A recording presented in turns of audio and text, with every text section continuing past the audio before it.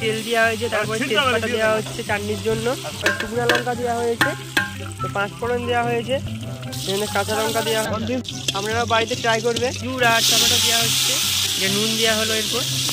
তো আপনার কি মনে হচ্ছে চাটনিটা হতে কতক্ষণ লাগবে? 10-15 মিনিট লাগবে। A few moments later. তো চাটনি হচ্ছে এখন, দারুণ সেন্ট উঠেছে। তো আপনারাও এইভাবে বাড়িতে ট্রাই করতে পারেন। চাটনিটা দেখতে তো দারুণ লাগছে, টমেটোগুলো গলবে আর একটু।